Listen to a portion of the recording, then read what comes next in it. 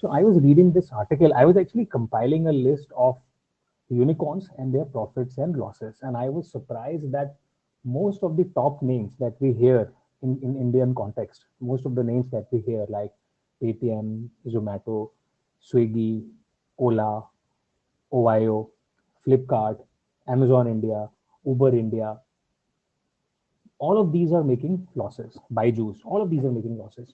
There are very few names of unicorns or startups that are making profits. For example, Naukri.com is making profits. India Mart is making little profits. And then Zerodha, I have great respect for Zerodha company making profits.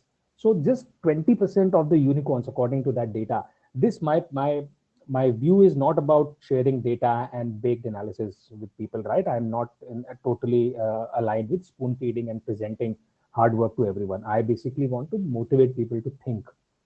Okay, so it's not about giving rigor and data. It's about this is already research. People have already researched, and whoever is listening will already know that unicorns mostly are unprofitable, right? Now, once I have showed this using data, and once I believe that everyone will agree that most, if not 80%, number is not important.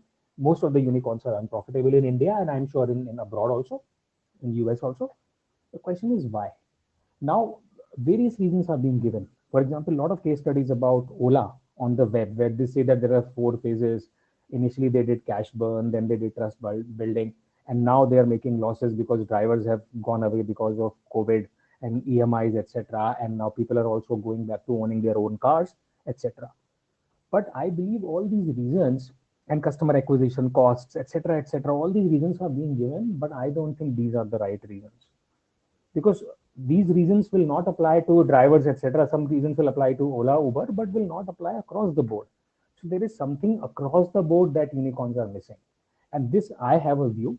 It might be right, it might be wrong, but this just based on first principles, one can deduce what is the reason. And I have had this view for last 5 6 years, and just based on first principles, right? When you deduce something based on first principles, then you need not have data for that. It's because data is inductive and deduction is deductive, right? So first principles are the fundamental truths, right? So if your first principle thinking is correct, you can also diagnose and you can also foresee better. So my first principle simple here is that these unicorns are riding the wave of business models. Now, business model, the problem is in business models, there is no moat, there is no defensibility to tackle competition. And the other worst thing is, or bad thing is that because these business models are so scalable and disruptive and so sexy sounding, that they attract a lot of funding. So when these business, and this has happened, right? So since these business models attract so much funding, that increases the competition. And since business models do not give an answer for competition, business models only give an answer for value creation. But business models do not give an answer for competition. To some extent, business models also give an answer for value capture or monetization, but they do not give an answer for profitability or handling the competition. Monetization is different from profitability, because monetization is just about your own model. How do you monetize? For example, Google monetizes by ad revenues, but monetization does not cover the aspect of competition.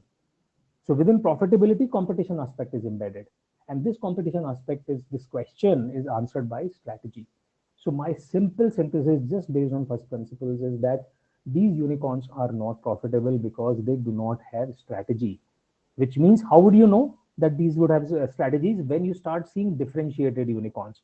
So a Zomato playing differently than Swiggy, and Ola playing differently than Uber, that is Paytm playing differently than all the other competitors. That is 99 acres differently from Magic Bricks, Yatra different from Make My Trips.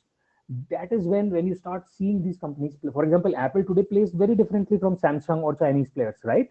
Even within automobiles, different companies like Mercedes, BMW play differently than Tata Motors, right?